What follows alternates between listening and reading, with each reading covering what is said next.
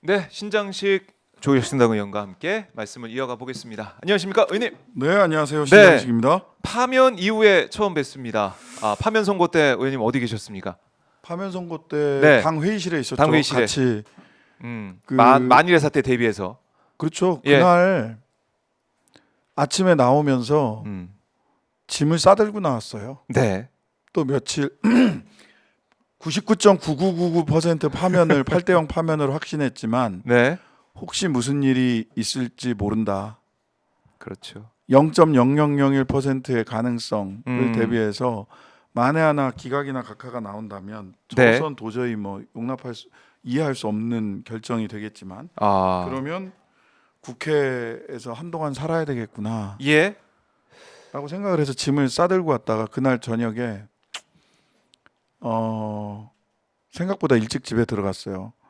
바깥에서 뭐 축배를 드는 일도 네. 조심해야 되겠다. 왜냐하면 그 폭력 사태가 벌어질 수도 있고 하기 때문에 상대방이 어떤 공격을 해올지 몰라서 네. 들어가서 이제 짐을 그제서 풀었죠. 참 오래. 참 여러 가지 생각이 들더라고요. 네. 참 긴 시간이 네. 걸렸고. 그리고 예. 폭삭 소가수다를 보기 시작했습니다. 드디어 잘하셨네요. 재밌더라고요. 예. 눈물도 많이 나고. 힐링. 근데 문영배 이 대행이 이제 파면 선고의 주문 낭독 이후에 네. 조국혁 신당 의원님도 마찬가지지만 다 이제 눈물을 막 흘리고 또 감격적이더라고요. 그 모습이. 그게 예. 여러 가지 감정이 일단 눈물이 날 줄 몰랐는데 눈물이 나더라고. 네. 눈물이 났더라고요. 울어야지 이건 아니죠. 네. 나도 모르게. 나는 울지도 몰라. 이런 생각도 추호도 하지 않았어요. 네. 근데 그리고 한 5분 정도 딱 듣고 한 3분에서 5분 듣고 네. 8대0이다. 왜냐하면 이제 원래 의견이 나뉘면 기각이다 각하다 주문을 먼저 하고 보통 이제 왔다 갔다 하면서 읽는데 그동안 그래왔죠. 근데 이제 뭐 적법 절차 요건부터 쭉 따져 들어가는데 적법 절차 요건과 관련된 쟁점을 싹 해소한 다음 네. 순간 내용으로 들어가면 이거는 방법이 없다. 걸린다면 적법 절차 요건에서 걸렸을 그렇죠. 텐데 우리가 그 얘기를 했죠. 적법 절차 요건이 딱 완결되는 게 한 5분 경이었던 것 같아요. 그래서 그때 이후로 이거 됐다 하면서도 이제 마지막까지 살펴봤고 네. 바로 뭐 입장을 내야 될 수도 있다 싶어가지고 수첩에 다 받아 적었거든요. 예. 빼곡히 예, 받아 적었네요. 수첩에 다 받아 적었는데 6페이지 네. 6페이지 받아 적게 되더라고요. 예, 그리고 11시 22분 이렇게 주문 8대0 해서 11시 20분 빨간색으로 이렇게 딱 빨간색으로 또 보이나요? 표시를 해놨습니다. 예. 표시해놨어요. 11시 네. 22분 이렇게 빨간색으로 돼 있어요. 빨간색으로 쭉 이제 들으시고 이제 받아 적으시면서 어떤 예. 부분이 제일 인상적이고 기억에 남으십니까? 저는 예. 받아 적으면서는 뭐 그 여러 가지 인상적인 부분들이 좀 있었는데 네. 다시 이제 결정문이 나온 다음에 결정문을 또 다시 쭉 읽잖아요. 맞아요. 결정문을 쭉 다시 읽는데 음. 반복적으로 나오는 문구가 있어. 이런 거예요. 네. 예를 들면 뭐 피청구인은 헌법 제70조 제1항 및 개헌법 제2조 제2항이 정한 위기 상황이 현실적으로 발생하였다고 볼 근거가 없었음에도 현저히 비합리적이거나 자의적인 판단으로 이 사건 계엄을 선포했다.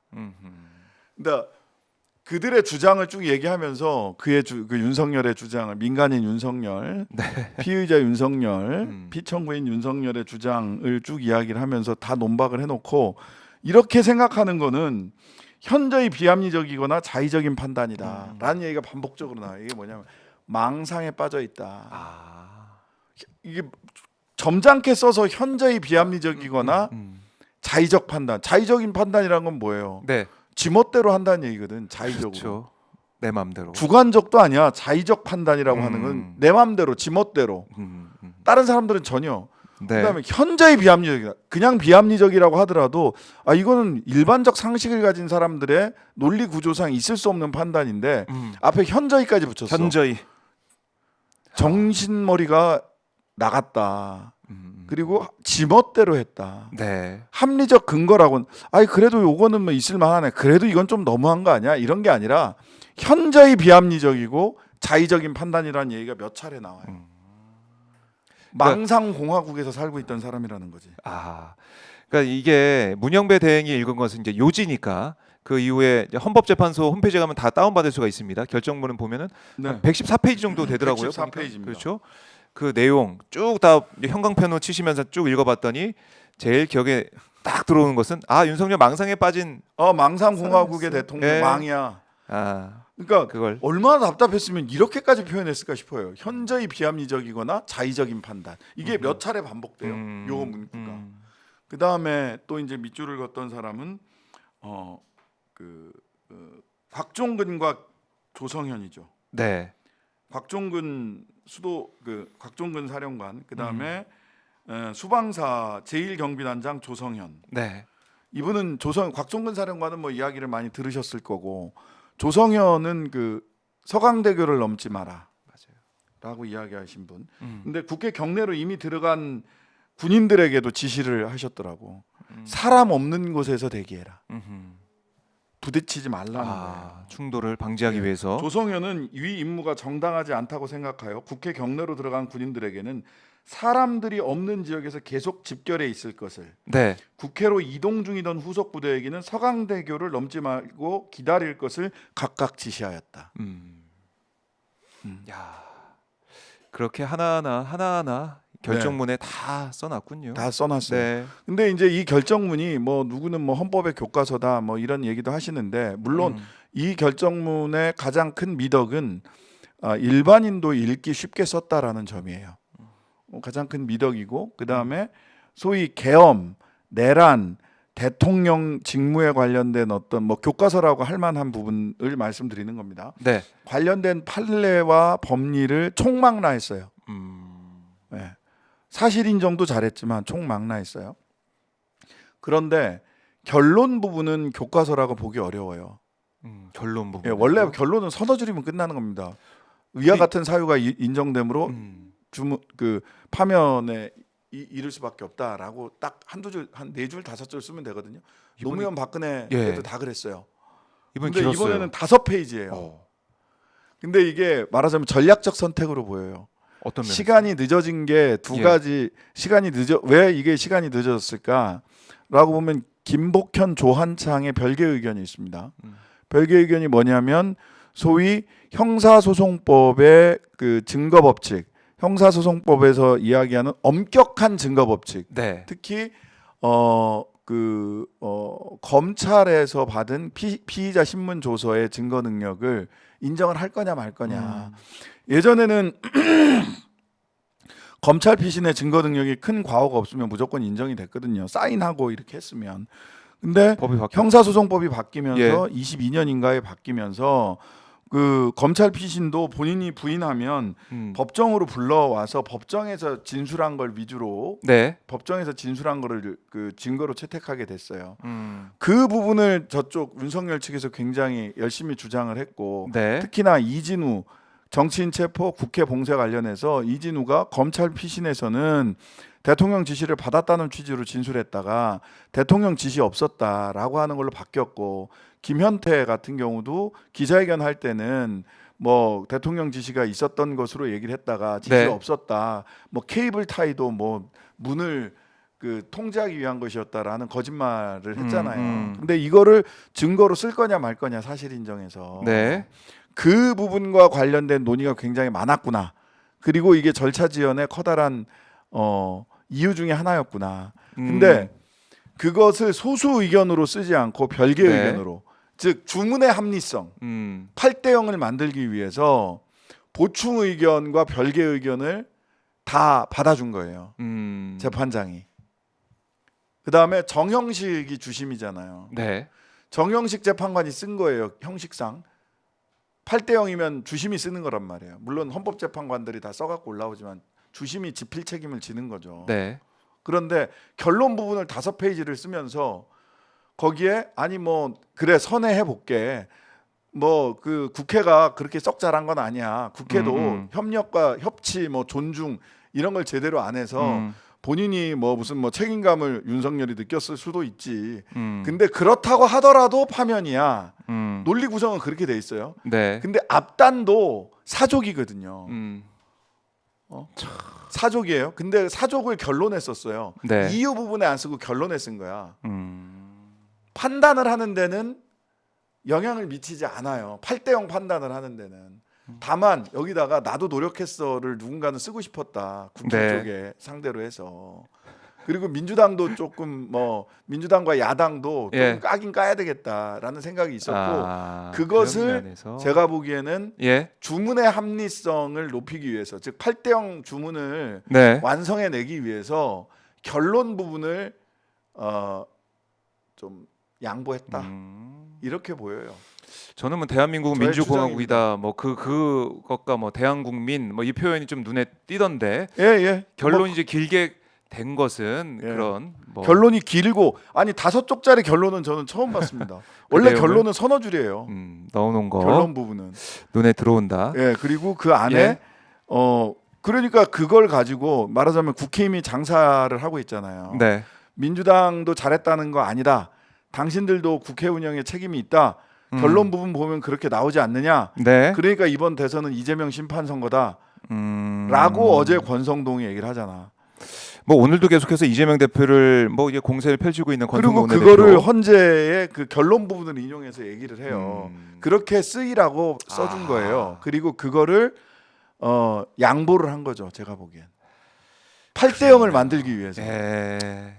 8대0을 만들기 어떻게든 8대0 전원일치 판결을 만들어내기 위한 여러 가지 이 고통의 시간 또 여러 가지 숙고의 시간이 있었다는 생각이 듭니다.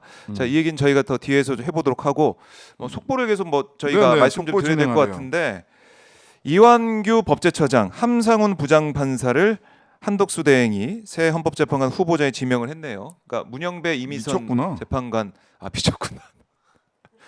바로 나오는 이 반응. 지가 뭔데 대통령 몫을 지명을 해. 이완규는 12월 4일 날 삼청동에서 그러니까요. 이완규 법제처장 그다음에 그 누구야? 저기 박성재 법무장관. 법무부 장관 그다음에 네. 이상민 네. 그다음에 김주현 민정수석이랑 같이 12월 4일 날 삼청동에서 안가 모임했던 그랬죠. 사람이에요. 이자를 헌법재판관으로 올린다고? 그리고 대통령이 보세요. 이게 말이 앞뒤가 안 맞잖아. 네. 자기는 권한대행이라서 3명도 이미 국회 선출 3명을 임명하지 않겠다. 그런 권한이 없다라고 얘기했던 자예요. 네. 근데 대통령 몫을 지명을 한다고? 탄핵이 당하고 싶어서 아주 환장을 했구만. 즉시 탄핵해야 돼요. 아하. 죄송합니다. 말이 좀 격앙되셨습니다, 거칠어서 그런데 우리. 말도 안 되는 네, 짓거리 하고 있는 거예요. 네. 너 뭐 돼? 지가 뭔데? 이자에게 네. 뭘 탄핵해야 돼요. 탄핵해야 된다. 한덕수, 최상목 다 탄핵해야 돼요. 예. 지금 이완규 법제처장을 이완규가 누구냐? 헌법재판관. 누구냐? 잘 아시다시피 후임자로. 윤석열 동기고. 네. 그다음에 윤석열 장모 변호사였어요. 그렇네. 그러고 나서 윤석열 장모 변호사였죠. 그다음에 윤석열 징계 청구에서도 변호사였어요. 네. 징계 사건에서도. 맞아요. 예. 기억납니다. 윤석열 추미애 장관이 그때 징계 내렸을 때 그거 했던 사람이에요. 예. 윤석열 법률 대리인을 윤석열의 법률 호위 무사를 헌법재판소 재판관으로 임명을 하겠다고? 더군다나 지가 뭔데 지금 대선이 지금 앞에 있고 그 다음 대통령이 임명을 임명을 했어야지. 네. 이런 무슨 말도 안 되는 탄핵을 당하고 싶어서 예. 정말 탄핵해야 됩니다. 탄핵을 탄핵해야 됩니다. 예. 뭐 이런 자가 다 있죠? 하. 아니 국회 선출 헌법재판관도 예. 임명 못하겠다. 나는 그런 권한이 없다라고 얘기했던 자예요. 오늘 하면서 마은혁을 임명하면서 이렇게 두 사람을 알박기로. 나는 마은혁하고 마용주만 임명했다는 줄 알았어 지금. 저도 근데 그거 딱 봤는데 속보가 이어진 속보가 이완규를 탄핵해야 됩니다. 이것도 말씀드리는데요. 지난주에 그 국회 4월 5일 날인가요? 4월 5일 본회의에서 네. 최상목 탄핵안 이전에 보고됐고 탄핵 예. 표결해야 되는 게 안건으로 올라왔었어요. 네. 근데 그거 법사위에서 조사하라라고 넘겼잖아요. 음. 근데 이거는 정무적 판단이 있었던 겁니다. 네. 그래서 저는 찬성하지 않았어요. 정무적 판단은 존중하되 음. 왜냐하면 바로 그날 탄핵 표결을 저는 했어야 된다고 생각을 하거든요. 그래서 뭐 박주민 의원이나 몇몇 의원들, 차규근 의원이나 이런 분들은 법사위로 보내지 말고 즉각 탄핵하자라는 취지에서 반대표를 던졌고요. 법사위로 회부하는 것에 대해서 저는 정무적 판단은 존중하지만 나는 탄핵 표결이 민주당 원내대표단의 정무적 판단 존중하겠다. 하지만 나는 오늘 탄핵하는 게 맞다라고 생각을 했기 때문에 저는 기권표였어요. 아하. 그걸 가지고 너는 왜 최상목 안에 대해서 기권했느냐라고 묻는 분들이 계시더라고요. 네. 저는 즉각 탄핵해야 된다고 했기 때문에 그걸 법사위에 가서 조사하라라고 얘기하라고 한 것에 대해서 반대한 겁니다. 탄핵해야 될 사유가 차고 넘쳤기 때문에 저는 주춤거리지 말고 한상목, 최상목 쌍탄핵해야 된다고 생각을 하고 네. 그걸 일관되게 주장해 왔어요. 하하. 예. 이 오늘로써 다시 한번 확인됩니다. 한덕수, 최상목 이 두 사람을 왜 지금까지 그 자리에 뒀었어야 됐냐. 다시 말씀드리지만 이제 와서 이런 말씀 드리는 게 참 답답하지만 한스러워서 제가 다시 말씀드리지만 내란 국무위원들 11명을 전원 사퇴 요구하고 그때 탄핵했어요. 그게요. 이게 지금 이렇게까지 영향을 좀 미치고 있다. 이완규 법제처장이 헌법재판관 이거 대통령 지명 탄핵해야 몫인데 이걸 한덕수가 그동안 뭐 대행이라는 그런 미명 아래 뭐 임명 뭐 할 수 있냐 없냐 막 이런 얘기를 해왔는데 오늘 이렇게 임명을 해버렸어요. 야, 예, 뿡빵님 신장식 니네나 잘해. 예, 잘하려고 노력하고 있습니다. 네, 예. 노력하고 계시죠. 잘할 수 있고요. 지금 말씀드리는 부분에 네. 동의하시면 그거 동의하시면 되고요. 음. 제가 지금 말씀드리는 부분에 동의가 안 되면 동의를 안 하시면 돼요. 네. 예. 한덕수, 최상목 쌍탄핵을 가장 먼저 누가 주장했습니까? 한덕수부터 전원 탄핵해야 된다는 거를 일관되게 저는 주장해 왔어요. 네. 우리한테 힘이 있었으면 저한테 힘이 있었으면 그렇게 했겠죠. 12석으로 할 수 있는 게 없어서 읍소하고 주장하고 돌려서도 말했다 이렇게도 말했다 하고 있습니다. 네. 예. 참. 어떤 주장에 대해서 저는 예. 이렇게 말씀드릴게요. 예. 주장에 대해서 비판하실 건 비판하시면 되는데 자꾸 선의를 의심하거나 음모가 있는 것처럼 말씀하시는 거는 그건 아닙니다. 네. 예. 자 이제 이완규 법제처장 얘기를 조금만 더 이어가 보면 안가회동, 그러니까 12월 4일 안가회동 참석했던 이완규 휴대전화 교체했지 않습니까? 그러니까 이거 증거인멸 시도다라고 비판을 많이 했었는데 이완규 처장의 입장은 뭐였냐면 불편한 오해를 받기 싫었다라고 하면서 휴대전화를 교체했다 이런 얘기를 말도 안 했었어요. 되는 소리예요. 무슨 불편함? 검사들이 맨날 하는지 이완규도 검사 출신 아닙니까?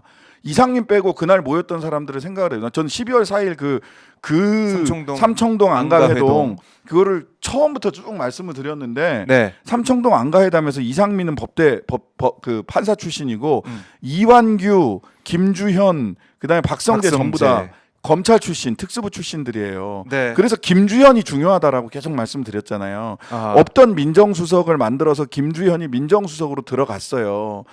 심우정 총장은 김주현의 직속 부하예요. 그렇죠. 김주현이 검찰이 저는 내란이 묻어 있다. 내지는 내란에 묻은 정도가 아니라 내란에서 핵심적인 역할을 했다. 이게 뭐 말하자면 군대를 동원한 검찰 독재 정권의 내란이었고 쿠데타였지 않습니까?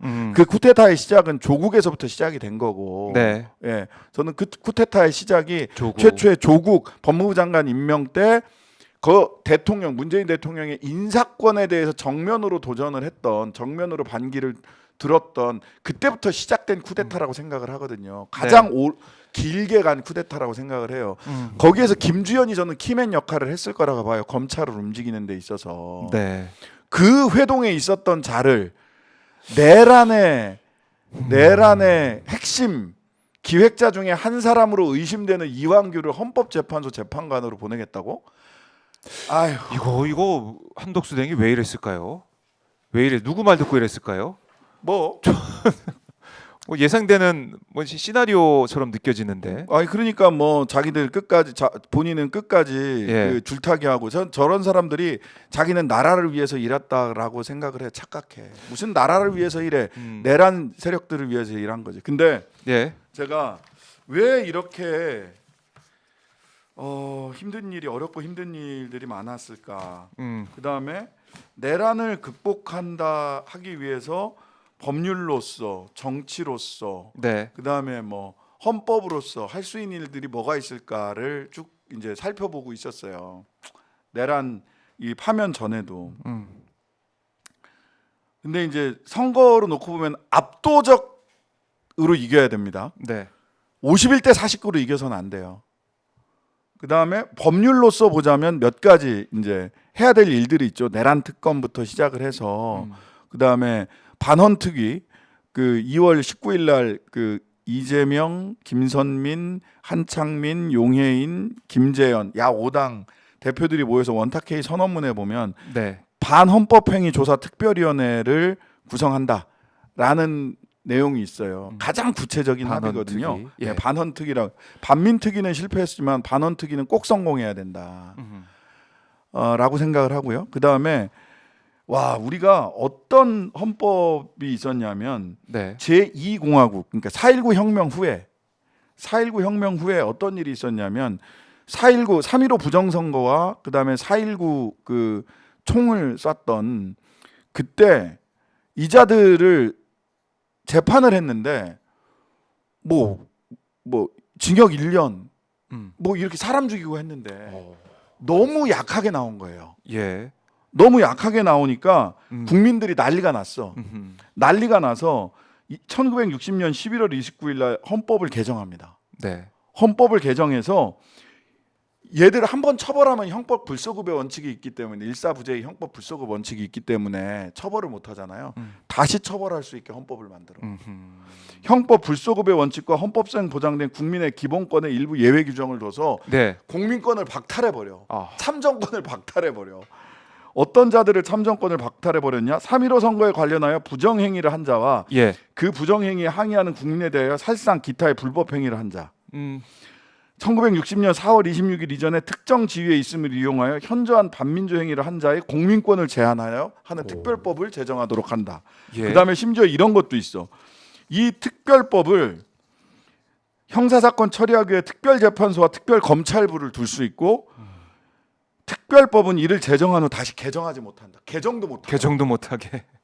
이게 헌법 개정, 부칙 개정을 이렇게 하게 됐어요.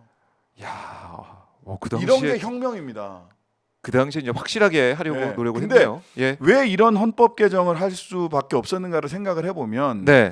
소위 4.19 혁명을 통해서 대통령을 하야시켰음에도 불구하고 사회 곳곳에 그들의 세력이 남아 있으니까 처벌을 너무 낮게 하거나 자기들끼리 짬짬이를 하는 거예요. 아 그렇구나. 그렇네. 심지어는 프랑스 혁명 같은 경우도 나폴레옹이 황제로 등극을 했다가 세인트 헬레나 섬에 감옥에 갔다가 다시 탈옥을 해서 돌아와서 황제로 복귀를 하잖아요. 맞아요. 즉 죄송한 말씀입니다마는 예. 아직 안 끝났다. 그리고 이 과정은 굉장히 오래 걸릴 수 있다. 단칼에 끝나지 않는다. 윤석열 파면으로 끝난 게 아니다. 예, 파면으로 끝난 것도 아니고요. 예. 단칼에 끝나지 않고 굉장히 오랜 시간이 걸릴 수 있고 이런 혁명 헌법을 우리가 지금 못 만드는 형편이잖아요. 네.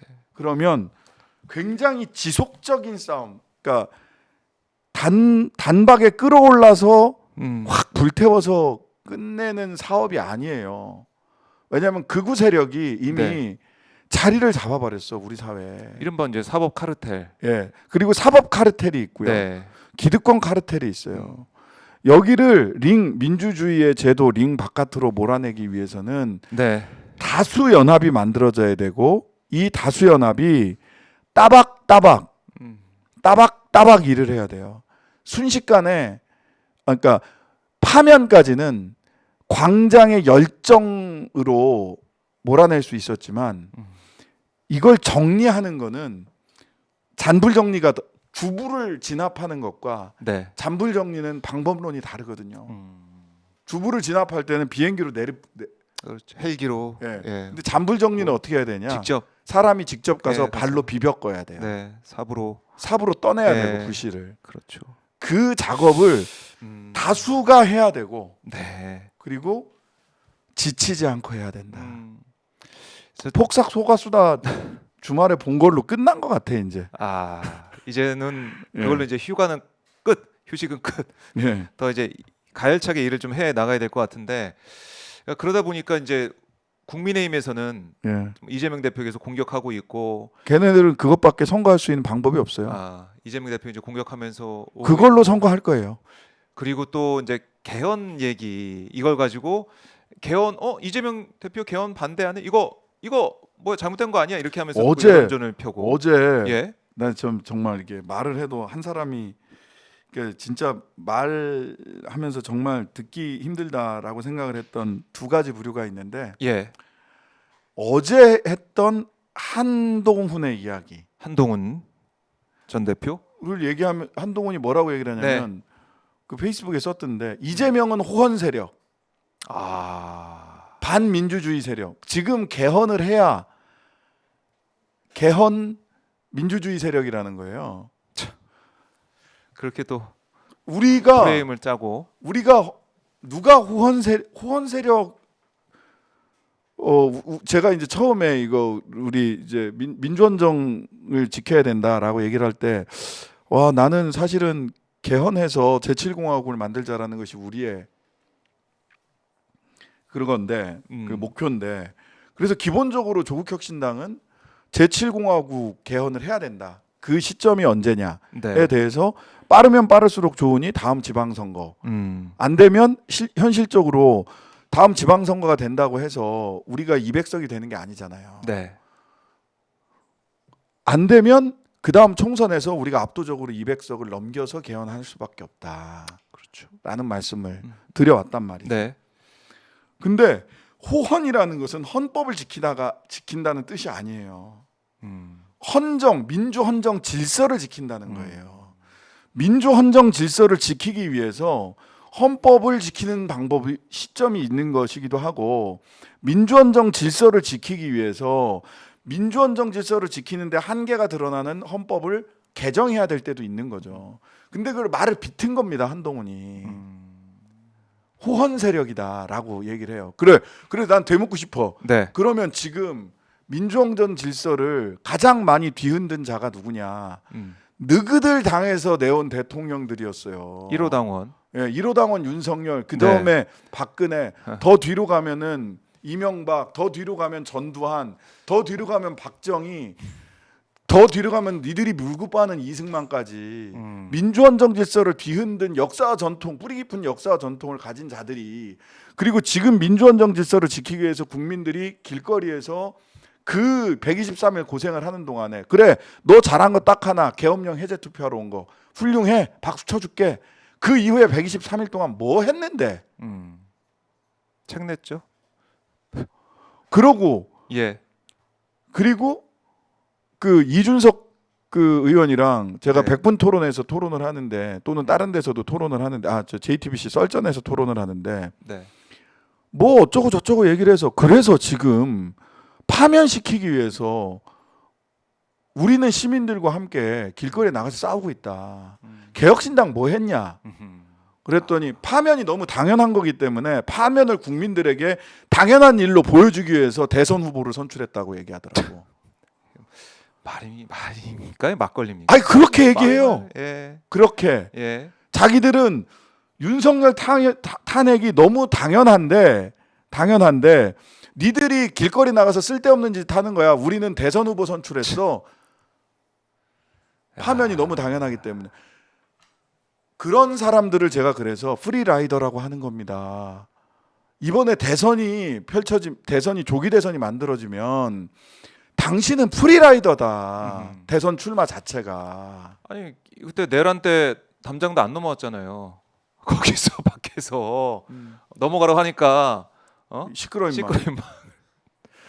그 영상이 이제 박제돼 있지 않습니까? 그런데 그 계엄 때도 담을 넘지 않았던 이준석. 근데 이 국민들이 그 엄동설안에 나와서 외치고 또 밤을 새가면서 헌재를 향해서 파면하라 외쳤는데 그 당연한 거라고 얘기할 수가 있나? 참 이해할 수 너무 당연한 네. 거래. 이해할 수가 없습니다. 우리도 처음에 너무 네. 당연하다. 그래서 2말 3초에도 아니 뭐 그렇게 얘기. 알 수 있다라고 얘기를 했죠. 네. 사실관계는 그러니까. 근데 그게 매우 비상식적인 일들이 윤석열 풀려나고. 윤석열 풀려나고 말이 심우정은 됩니까? 직시항고하지 않고 예. 뭐 이런 일들이 계속 벌어졌잖아요. 한덕수 탄핵 기각되고 뭐 이런 그렇죠. 일들이 벌어지면서 네. 굉장히 그 진짜 이렇게 불편함이 불편함과 불편함 정도가 아니라 네. 예측하기 어려운 예측 가능성이 굉장히 바닥에 떨어지고 비상식적인 일들이 벌어졌고 그 비상식적인 일들이 오늘 또 일어난 거예요. 어떻게 이완규를 지명 자체도 웃기는데 예. 지명 자체도. 지명 자체도 지가 뭔데 지금 지명을 하냐고. 지명 자체도 웃기는데 그 지명된 자가 이완규라는 거는 더 말도 안 되는 일입니다. 윤석열 호위무사를 어떻게 지명을 합니까? 윤석열 호위무사가 헌법재판관이 되는 거예요. 말도 안 되는 얘기입니다. 말도 안 되는 얘기. 그래서 지금 국민의힘의 반응이 또 나오고 있는데 한덕수 대행의 마은혁 임명은 잘못됐다. 그리고 근데 후임 지명은 용단이다. 이런 국민의힘의 반응이 지금 또 나오고 있습니다. 말도 안 되는 소리 하고 있는 게 말도 안 되는 소리. 아니 그러니까 이게 우리가 지금 그야말로 미치겠는 거예요. 왜냐하면 내란 종식이 안 된 상황에서 내란 잔당, 내란 세력들이 헌법재판소에도 들어가고 뭐 여기도 이제 남아 있고 한덕수, 최상무 남아 있고 이러다 보니까 이걸 지금 마음 놓고 우리가 이 대한민국을 살아갈 수 있겠느냐 이런 말씀을 계속해서 하는 것이죠. 이게 이렇게 됩니까? 말이 안 됩니다. 저 한덕수 즉각 탄핵해야 됩니다. 볼 거 없다. 더 이상. 뭘 더 봐줘야 됩니까? 한덕수 탄핵 이걸로 응답을 해야 된다. 예. 야, 그래서 자진 사퇴를 요구 다 네. 저는 이렇게 생각하거든요. 지금 내각은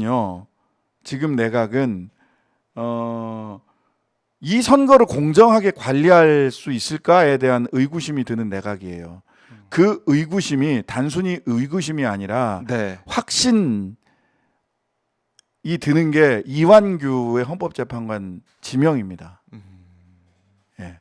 그렇네요. 말을 하자면 네. 전원 사퇴하고 거국 중립 내각 만들어야 돼요. 이번 선거 관리를 위해서. 아 그리고 선거일 공고했습니까? 제가 네, 지금 속보가 지금 들어왔는데요. 6월 3일로 예. 공고를 했습니다. 네, 선거일 공고는 했다 쳐. 그럼 네. 6월 3일까지 선거일 공고하는데 예. 저자들이 선거를 공명정대하게 관리할 수 있을 거라는 확신을 저는 못 하겠어요. 그것도 우리가 꼭 심각하게 봐야 될 그런 사안이네요. 이완규를 지명하는 자가 선거 관리의 총책임자라고요? 그렇네요. 저는 믿지 못하겠습니다. 그러니까 이게 지금 이완규 임명해달라라고 한덕수 대행의 그 행동 자체도 참 말도 안 되는 거지만 지금 앞으로 조기 대선을 쭉 봤을 때 한덕수 대행이 과연 제대로 선거 관리할 수 있겠느냐?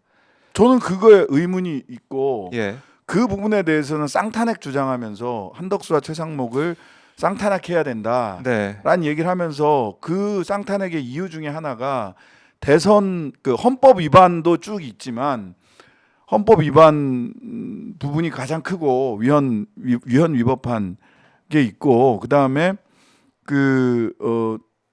대선 공정한 관리에 대해서 믿을 수 없다라는 겁니다. 야, 이것도 글쎄요. 이제 한덕수 대행이 그나마 최상욱보다 낫지 않느냐 이런 얘기도 일각에서 하던데 낫긴 뭐가 나. 국무총리를 하고 있었기 때문에 그렇지만 오늘 신장식 의원님의 말씀 들어보니까 또 오늘 하는 행동을 보니까 한덕수 대행 조기 대선 60일 채 남지 않았습니다. 이거 동안 제대로 하겠느냐 이거 못 믿겠다. 이 결정문에도 그런 예. 대목이 있어요. 지금 뭐 계엄 없다, 뭐 앞서서 뭐 이런 얘기 저런 얘기 했던 걸 보고 그 말을 다 뒤집는 자유민주주의를 얘기하고 뭐 존중을 얘기하고 어쩌고 저쩌고 말을 다 뒤집는 행동들을 했단 말이에요. 군인을 동원해서 윤석열이. 그래서 헌법재판소 이번 파면 결정문 중에 이렇게 말을 다 뒤집는 얘기를 했기 때문에 국민들의 신임을 뒤집었고, 만약 대통령으로 복귀를 한다고 하면 대통령이 무슨 행동을 한다고 하더라도, 무슨 말을 한다고 하더라도 네. 거기에 다른 의도가 있는 것인지 상시적으로 의심할 수밖에 없다라는 얘기를 해요. 즉 국민의 신뢰를 배신한 거예요. 이게 탄핵 사유예요. 그 자체가 예. 탄핵 사유다. 그게 탄핵의 굉장히 중요한 요건이에요. 지금 한덕수가 콩으로 매주를 쓴다고 하면 저 콩이 진짜 콩일까? 가짜 콩 아니야? 그렇네요. 무슨 의도로 이완규를 하지? 그때는 자신은 그 권한 대행이라서 대통령 권한을 다 사용할 수 없으니 세 명의 예. 마흔역을 비롯 3명 다 임명 안 했어. 맞아요. 최상복은 2명만 임명하고 마흔역을 임명을 안 했지만 한덕수는 셋 다 임명을 안 한 자예요. 셋 다. 네. 그래서 탄핵을 당하고 헌재에서 확인해 준 거 아닙니까? 예. 위원이라고. 셋 다. 예. 임명을 안 한 자예요. 그리고 그 임명하지 않은 게 위헌 위법한데 하루 통고일로부터 생각하면 공식적인 의사 선출해서 통과한 걸로 놓고 보자면 네. 하루밖에 안 지났기 때문에 중대성 요건에서 조금 빠진다라고 했단 말이에요. 근데 이게 그랬던 사람이 이제는 대통령 몫을 자기가 지명을 한다? 그것도 이완규를? 국민들이 저게 나라를 위한 일이 아니라 윤석열을 방어하기 위한 일이다. 그 윤석열 세력, 윤석열은 같지만 걔네들이 하는 거 있잖아요. 리셋 코리아, 네. 윤어게인. 리셋 코리아라고 하는 단체가 있는데 그쪽에서 아주 그냥 윤어게인. 미치려고 그래요. 근데 윤어게인은 윤석열을 다시 뭐 대통령 출마를 시키겠다? 자기들은 그것도 가능하다고 말도 안 되는 소리를 하는데 그거는 국가공무원법이나 헌법상 말이 안 되고요. 할 수가 없고요. 예. 국가공무원법상 파면이나 해고된 자는 5년간 공직 취임을 못하게 돼 있고 대한민국 헌법상 중임제가 연임제, 중임제 다 안 되기 때문에 단임제이기 때문에 2번 다시 출마할 수 없어요. 근데 여기서 윤어게인은 그럼 뭐냐? 윤석열을 대신할 수 있는 사람, 윤석열 세력이 다시 집권해야 된다는 얘기예요. 김문수를 대통령을 만들든지 김건희를 대통령을 만들든지 네. 윤석열 세력이 다시 집권해야 된다는 뜻으로 쓰이고 있다고. 그렇다면 거기에 법률상의 호위무사를 했던 사람을 헌법재판관으로 보낸다? 이건 누구 한덕수가 국민을 위해서 일한다? 나라를 위해서 일한다? 다 거짓말이지. 국민의 신임을 배신하고 있는 거고 한덕수가 하는 말은 이제 국민들이 전부 다 무슨 속셈이지? 저건 누구를 위한 일이지? 예. 라고 다 의심하게 돼 있어요. 그런 국민들에게 의심병을 준 것조차도 국민의 신임을 배신한 거예요. 그 자리에 있을 자격이 없다. 이완규 이 처장이 어떤 얘기했었냐면 2월에 내란 국조특위 청문회에 나와서 헌재가 마흔역 미임명 위법이라고 판단하지 않을 거다. 말도 안 되는 소리 하고 있어요. 이런 얘기를 하면서 이 자가 헌법재판관이 되면 어떤 또 일이 펼쳐질지 눈앞에 선합니다. 제가 보니까 야, 이 우리 뭔가 국민들이 프로젝트가 가동되는 것 같기도 하고. 우리 국민들이 그러니까 살기 위한 것이기도 하고 예. 장기 포석이기도 할 겁니다. 아하. 왜냐하면 그 헌법재판관의 임기는 6년이에요. 6년이니까. 6년. 예. 내내 6년 동안. 내내 이번에 임명되면 6년 가는 겁니다. 그렇죠. 이번에 임명되면 6년 가는 거라서 예. 내내, 알박기를 또 알박기를 하는 거죠. 지금도 인사도 엄청나게 하고 있어요. 네. 최상목이 한덕수가 예. 알박기 인사 엄청나게 하고 있어요. 곳곳에 공사, 공공기관 뭐 이런 데다가 알박기 인사 엄청나게 하거든요. 그래서 네. 조국혁신당에서 각 상임위별로 지금 산하기관이나 정부 부처에 알박기 인사하는 거 스크린해서 이 부분을 전부 다 그 중단시켜야 된다. 해서 스크린하고 있어요. 상임위별로. 그러니까 저는 두 가지 말씀을 좀 드리고 싶은데 하나는 국민들이 지금 너무 피로감, 그러니까 말하자면 잔업, 특근, 철야, 주말 근무까지 다 했어 지금 우리 국민들이요. 네. 그래서 그런 상태예요. 네, 그런 상태예요. 예. 일요일 저녁 무렵 겨우 퇴근했어요. 그래서 이제 잠 좀 자고 싶은데 잠을 잘 수가 없게 만드는 상황이에요. 그러니까 예. 아니 분명히 청소도 해야 되고 음. 뭐 빨래도 좀 해야 되고 근데 겨우겨우 거기까지는 했어. 청소 네, 빨래는 네. 했어. 안 하면 안 되니까. 근데 봄이 왔으니까 커튼을 갈아야지. 봄이 왔으니까 그리고 10년 이상 쓴 그 뭐 20년 30년 쓴 원래 계획은 20년 30년 쓴 냉장고도 좀 바꿔야 돼. 그런 생각도 그런 하다가도. 생각을 했어. 예. 했는데 몸이 꼼짝을 안 해. 아. 너무 피곤해. 나를 제발 가만히 좀 둬. 이런 상태에서 개헌 얘기가 나오니까 우리 국민들이 왜 나한테 지금 또 나 좀 소파에 누워 있으면 안 돼? 니들이 좀 알아서 하고 예. 나 좀 소파에 누워 있으면 안 돼? 잘 좀 해라. 예. 그다음에 뭐 계속 말씀을 하라니까. 네. 오픈 프라이머리 관련해서도 우리 이거 2월 말 3월 초에 제안했던 거고 음. 그 논의를 하고 있었어요. 민주당하고도. 네. 근데 이게 윤석열이 탈옥하면서 합법적 탈옥을 하면서 얘기가 중단됐어요.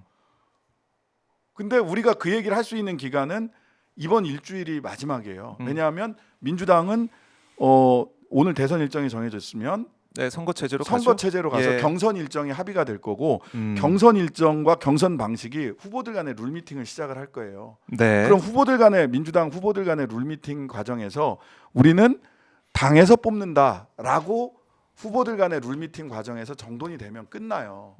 근데 제안을 해놓고 서로 그 공개 제안을 서로 해놓고 네. 테이블에 올라가 있었어 이 얘기가. 그렇죠. 얘기를 하던데 이건 매듭을 져야 되잖아요. 매듭을 지려면 후보들 간의 룰 미팅을 하기 전에 후보들 간의 룰 미팅 시점에서 매듭을 져줘야 되는 거예요. 그냥 그거예요. 네. 그래서 후보들 간의 룰 미팅에서 우리는 먼저 우리 당 후보를 뽑겠습니다. 그러면 어떻게 되느냐? 후보 뽑는데 보통 민주당은 D-32, 그러니까 대선 출마 32일 전에 뽑습니다. 네. 왜냐하면 그 직후에는 대선 만약 지방자치단체장 후보가 되면 D-30에서 다 사퇴를 해야 되거든요.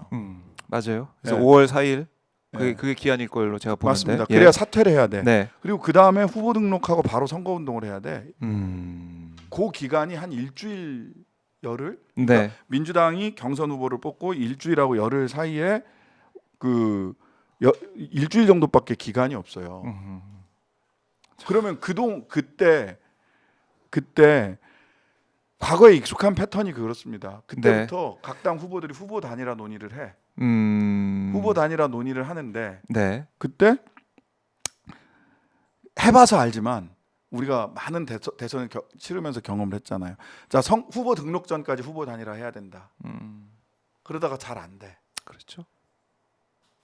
그러고 나면 그 투표용지 인쇄 전까지 후보 단일화를 해야 된다. 네. 또 잘 안 돼. 사전 투표 전까지 후보 단일화 해야 된다. 이러면서 국민들의 애간장을 녹입니다. 네, 그래 왔죠. 예.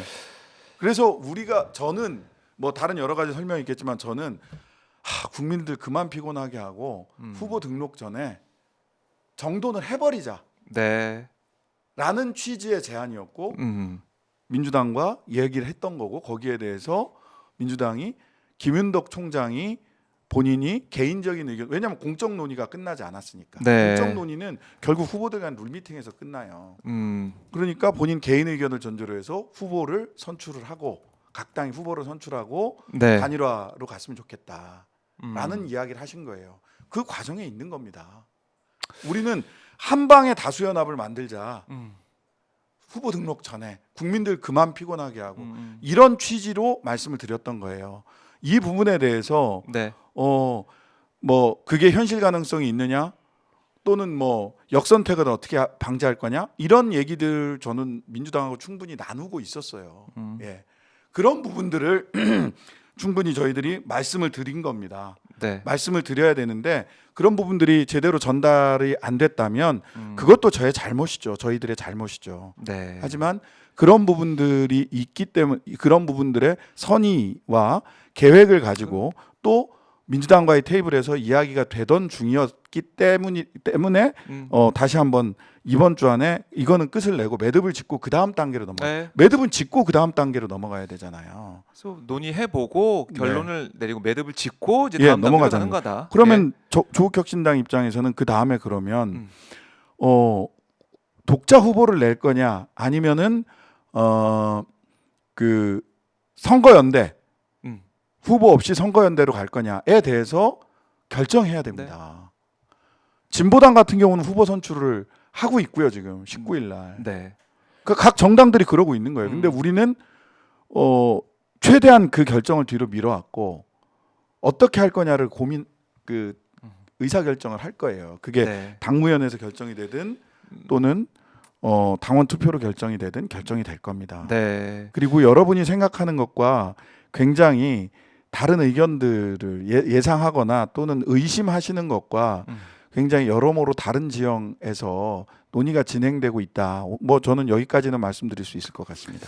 그래서 그 논의 과정을 지켜보면은 또 뭐 그 이후에 단계별로 또 결정이 날 거기 때문에 지켜보자 이런 말씀을 하고 계시고요. 자, 이것 좀 궁금하네요. 이완규를 지명을 했으면 바로 그건 임명이 이제 되는 겁니까? 대통령 몫이기 때문에 아니요, 청문회 일단 거치고 임명이 인천 되는 겁니까? 거치고 이게 예. 이제 동의의 대상은 아니에요. 예. 헌법재판소장은 헌법재판관 이 두 명 대통령 몫의 두 예, 명이기 둘은 때문에 인천 거치고 나서 예. 인청을 심지어는 인청이 안 되는 경우도 있어요. 그래도 임명은 할 수 있습니다. 20일 플러스 알파인가의 기간이 있을 거예요. 인청 후 20일 플러스 알파의 기간이 될 수 있고 인청이 합의가 안 되면 네. 그냥 밀어붙일 수도 있어요. 대통령은 근데 이걸 그런 하겠다는 거잖아요. 그러면 그런 직거리를 하겠다라고 결심을 했으니까 네. 지명을 했겠죠. 가만두면 안 됩니다. 가장 이제 당면한 과제라고 할 수 있는 게 예. 물론 이제 조기 대선 국면으로 가겠지만 가더라도 한덕수 탄핵을 통해서 꼭 그 자리에 있게 만들면 안 된다라는 말씀. 근데 그게 뭐 최상목이나 뭐 이주호나 누가 오더라도 똑같은 또 행동을 하지 않겠느냐 이런 우려가 있기 때문에 탄핵이 되면 네. 최상목도 동시에 탄핵해야 된다고 제가 누차 말씀드려요. 쌍탄핵해야 된다. 쌍탄핵 해야 되고. 쌍탄핵해야 되고. 예. 실은 보다 근본적으로는 저는 저쪽이 정신머리가 있다면 그 얘기를 해야 되는데 그 얘기를 안 하는 거예요. 정신머리가 있다면 윤석열이 임명한 장관들이잖아요. 그죠? 그렇죠. 윤석열이 파면되면 같이 사퇴해야 되는 겁니다. 대선 출마를 위한 김문수의 사퇴 이런 거 말고 네. 책임지고 같이 사퇴하고요. 그다음에 국민의힘이 우리 공동체에 대한 일말의 책임감이라도 느낀다면 거국 중립 내각 선거 관리를 위한 거국 중립 내각을 구성을 하자라고 네. 나와야 되는 겁니다. 그런 얘기가 전혀 없죠. 전혀 없죠. 이재명 비난하는 거 말고는 선거 전략도 없고요. 네. 이재명 비난 말고는 당이 유지되는 동력도 없고요. 책임질 능력도 비전도 없어요. 그렇네요. 지금 하는 얘기는 대선 때 이재명 대통령은 막아야 된다 이 얘기만 권성동 원내대표가 계속 반복하고 있는 거고 윤석열도 대선 얘기를 한 거 아니겠습니까? 당 지도부 불러가지고 대선 네. 얘기했다고 그러고. 자 거국 내각 왜 하자는 겁니까? 여기에 대해서 또 뭐 제가 말하는 건 전부 다 뭐 그렇게 생각하시는데 거국 내각은 저쪽에서 해야 될 거고요. 우리는 전원 탄핵하면 돼요. 전원 탄핵하려고 하면 저쪽에서 오히려 네. 거국 내각 하자고 나올 수도 있겠죠. 그때 가서 그걸 받을 거냐 말 거냐를 판단하면 되는데요. 네. 선거를 관리하는 정부가 있어야 될 거 아니에요. 저는 뭐 차관들만으로도 충분히 선거 관리 잘할 거라고 생각해요. 오히려. 오히려 지금 예. 이른바 이제 오염된 국무위원들보다는. 예. 네. 근데 선거 관리 내각이 있어야 된다라고 한다면 지금 내란 묻은 국무위원들, 윤석열이 임명한 국무위원들은 스스로 다 물러나야 돼요. 스스로 물러나지 않으면 다 물러나게 만들어야 된다라는 게 저는 계엄 첫날부터 지금까지 일관된 주장입니다. 맞습니다. 그게 안 된 게 오늘 이완규 법제처장 지명까지 이거는 맞다. 도발이거든요. 도발이다. 도발이에요. 어쩔 건데. 어쩔 건데 어. 내지는 네. 나는 끝까지 국힘 편이야. 나를 음. 버리지 마. 그리고 탄핵당하면 뭐 대선 출마라도 하고 싶은가 보죠. 아, 근데 진짜 난갑병. 이게 곱씹어 보면 곱씹어 볼수록 이완규 법제처장이 헌법재판관으로 지명이 됐다. 이거는 2월 말에 충격적이네요. 2월 말에 예, 그 얘기가 있었어. 이완규 얘기가 있었어요. 아니요. 예, 2월 말에 그 용산하고 예, 국힘의 지도부가 한남동 주변, 용산 주변에서 회동을 하면서 오세훈은 검찰이 날릴 것 같다. 누구야? 네, 명태균. 예, 그러니까 오세훈은 검찰이 날릴 것 같다. 예, 그다음에 그 김문수로는 그다음 지방선거하고 총선을 할 수 없다. 그럼 대안이 누구냐? 최대한 자기 지지층을 최대한 끌고 가면서 적게 지는 방법이 뭐냐? 지긴 지는데 그게 한독수라는 거예요. 그런 검토가 있었다라는 네, 얘기가 있었어요. 2월 말에 모여서 그런 얘기를 했다라는 얘기가 있었어요. 그러면 지금 이거는 예, 도발이잖아요. 도발. 그냥 가만히 보고 있을 수가 없네요. 이젠 더 이상 가만히 그러면 보고 있을 수 없다. 제가 보기에는 2번 탄핵을 당할 것이냐. 근데 탄핵이 되면 그만둘 수 없잖아. 그 그림을 한번 그려보는 거예요. 네, 탄핵안이 올라오면 둘 다 사퇴하는 방법도 있어요. 그쪽은. 그렇게. 그래서 민주당이 네, 전국을 야당이 정부를 혼란에 빠뜨렸다. 음. 혼란에 빠진 정부를 그 대한민국을 구하기 위해서 뭐 탄핵당한 한 번 탄핵당했고 네, 한 번 탄핵 소추 대상으로 최상목 올라갔고 경제 위기니까 뭐 경제 쪽에 뭐 어쩌고 저쩌고 뭐 그런 논리를 세우고 난가병이 발동한 것일 수도 있지 않을까? 이건 뭐 뇌피셜입니다. 그냥 막 여러 가지 시나리오를 그려보는 거예요. 네. 지금 뭐 윤석열 부부가 계속해서 관저에 남아 있는 거 아니겠습니까? 이것도 참 이해하기 어려운. 그래서 우리가 어제 기괴한 상황. 당장 방패 기자회견 했잖아. 앞에 가서 하시더라고요. 당장 방패. 당장 방패. 그게 그 얘기 들어보면 네. 사저 그럼 개인집 비슷한. 예. 개인집 사저라고 써주기도 관저가 있으니까 사저가 있는 거 아니야? 그러니까 관저가 없어진 거 아니야? 네. 그냥 지그지 그치. 예. 으로 가더라도 가려면은 이제 거기 팀장이 있어야 되고 경호 팀장, 경호 책임자가 있어야 되는 거죠. 그다음에 경호 인력이 있어야 되잖아요. 네. 근데 엊그제 저희들한테 그 제보가 들어온 게 있어요. 당에 그러니까. 그 인사 발령을 안 하고 있다는 거예요. 갈 생각이 없네요. 김성훈하고 예. 이광우가 인사 발령을 안 내고 있다는 거예요. 인사 인사 발령이 안 되면 어떻게 가? 경우가 돼야 가니까. 예, 인력이 없으니까. 그러니까 너는 지그집 그 윤석열 김건희 부부의 집을 네. 당신이 책임자, 당신이 경호 인력 인사 발령을 해줘야 될 거 아니에요. 고의지연이라는 거죠. 고의지연이다. 예. 인사 발령부터가 지금 안 돼 있는 상황이다. 예. 그러면은 이거는 국유재산관리법에 따라서 네. 기획재정부 장관이 관리하는 국유재산이에요. 최상목은 원칙대로 한다면 퇴거 명령을 해야 되고요. 나가라. 최상목이. 예. 나라 땅에서 나가라. 예, 기재부 장관이니까. 예. 국유재산 관리 책임자니까 나가라. 네. 안 나가면 서들어간다. 형사적으로는 퇴거 불응죄. 예. 그다음 민사적으로는 변상금을 물려야지. 불법 점유하고 있으니까 국유재산을 불법 점유하고 있으면 하루에 얼마씩 변상금을 물려야 돼요. 시간당 매겨야죠. 날로 시간당? 날로 말고. 시간으로 하나하나 따져 물어야 되지 않겠습니까? 아유 날로 따졌어. 어쨌든 그렇게 해야 되는 거지. 퇴거 불응죄, 형사상 퇴거 불응죄, 그다음에 민사상 변상금 부과. 그렇네요. 아니 지금 증거인멸하고 있을 거거든. 누가 봐도 예. 그런 의심 들 수밖에 예. 없는 거고. 그러니까 이게 가만히 그냥 대통령이었던 사람이니까 어떻게 매정하게 바로 나가라 그럽니까? 준비가 될 때까지 좀 봐줘야지. 문재인 대통령 하루 전날 쫓아냈잖아. 그러니까요. 그러니까 그런 호소가 안 통한다는 거예요. 윤석열이 그동안 보여왔던 행태를 보면은 안 통하고 전래 박근혜 때를 봐서도 사흘째 되는 날 나갔어요. 금요일 판매 이틀 나오고 있었고 사흘째. 그러니까 일요일에 사흘째 갔어요. 나간 거지. 금요일 날 파면 결정 받고 받고 토일 토일. 일요일 날 나간 거죠. 그렇죠. 예, 예. 그런데 지금 날로. 주가 바뀌었어. 주가 바뀌었고 화요일인데 강간무소식입니다. 예. 빨라야 뭐 이번 주말이라는 얘기도 있고요. 뭐가 빨라야야 그게.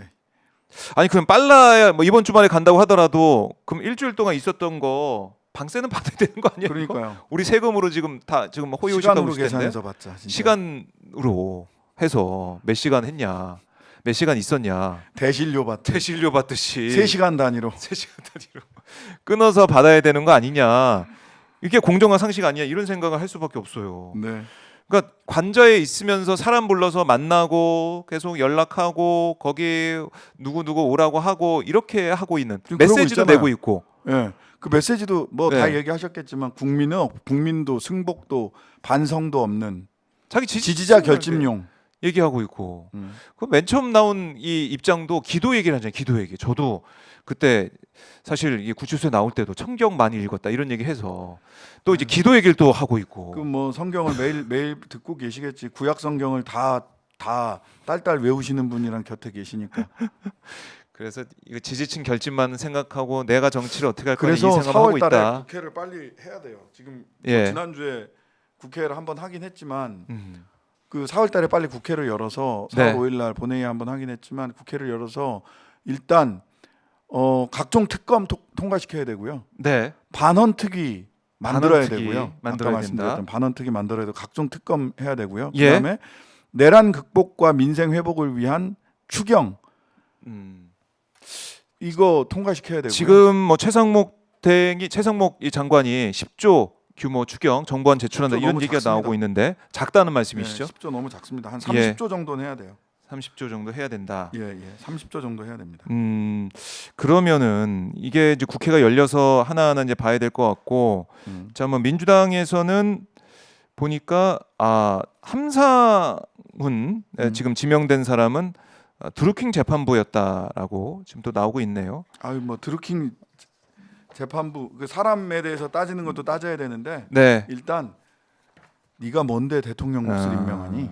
그건 다음 대통령한테 임명 몫을 다음 대통령 지명 몫을 안 넘기겠다는 거잖아요. 6년 알박기. 예, 6년 알박기. 트럼프가 그딴 짓 했었거든요. 근데 그나마 그때는 트럼프가 예. 대통령이기라도 했어. 대법관 지명을 그 차기로 넘기는 게 관례다. 근데 네. 자기가 해버렸거든요. 그런데요. 근데 그때는 그나마 트럼프가 대통령이었어. 퇴임하는 대통령이었지만. 근데 한덕수 지가 뭔데? 민주적 정당성이 없잖아요. 지금 뭐 오늘 싸우자는 얘기예요. 속보 때문에 진짜 이제 혈압이 오르는 그런 상황인데요. 한덕수 대행이 정말. 자리를 지키면서 또 폭거를 저질렀습니다 오늘. 저 양반 되게 재밌는 사람이에요. 재밌는 사람이 아니라 제가 그 청문회 때 예. 연락 많이 받으셨어요? 아니요. 개인 카드 실적이 없어요. 그거 어떻게 된 겁니까? 다 법카로 쓰거나 현금으로만 쓰는 거야. 흔적을 안 남기겠다는 거예요. 그렇네. 법카왕, 법가왕, 현금왕. 현금왕. 그렇게밖에 볼 수 없네요. 네. 신용카드 안 쓰고 안 남았다. 개인 신용카드 실적이 없어요. 아, 사람이 어떻게 그렇게 살아요? 그럴 수가 없는데. 그럴 진짜. 수가 없어요. 법카왕, 현금왕. 참. 이제 진짜 또 왕노릇을 권한대행으로 사고 있습니다 지금. 저 자리 무슨 지키면서. 왕이야 하는 짓거리 보면은 그 윤석열 내란의 네. 내란 주요 임무 종사자로 격상되고 있어요. 내란은 아직 끝나지 않았네. 끝나지 않았다. 그리고 정신 차려야 된다. 다시 말씀드립니다만 네. 지금 국민들이 굉장히 피곤해 있어요. 진짜 그 잔업, 특근, 철야, 주말 특근까지 다 하고 돌아와서 겨우 소파에 누웠는데 분명히 해야 될 일 있죠. 예. 근데 그거는 조금 나중에 지금은 좀 쉬게 해줘. 좀 변수를 좀 없애주면 안 될까? 이러고 쉬고 있는데 싶다. 이렇게 하고 지금 있었는데. 벌떡 일어나서 또 뛰쳐나갈 일이 자꾸 생기네요. 네. 그리고 그럼에도 불구하고 저희들이 더 열심히 해야 되겠습니다마는 그럼에도 불구하고 완전한 청산 이 청산이라는 게 뭐 순식간에 목을 쳐서 되지가 않거든요. 현대 민주주의에서는 네. 조금씩 엉덩이로 어깨로 바깥으로 밀어내야 돼요. 그렇네요. 시간이 걸릴 겁니다. 4.19 때도 그 혁명의 기간에도 별별 일이 다 있었고 결국 우리 미완의 혁명이 됐잖아요. 5.16이 벌어지면서 계속 밀어내야 돼요. 네. 따박따박 지치지 않고 집요하게 하는 게 중요하다. 다시 한번 강조를 합니다. 라는 말씀 드립니다. 네. 예. 알겠습니다. 오늘 또 참 혈압이 지금 높아지는 그런 상황이 되다 보니까 오늘 신장식 의원과 함께 이 한덕수 대행 또 이완규 법제처장의 지명 소식까지 잠깐 달려봤습니다. 예, 정말 대단한 내란 세력입니다. 끝까지 알박기로 끝까지 버티기 간다. 알박기 정도가 아니라 이거 예, 한번 해보자는 거예요. 해보자는 것도 한번 해보자는 거예요, 진짜. 또 해봐야죠. 해보자. 예, 그래. 해봅시다. 나도 좋은데 해봅시다. 해봅시다.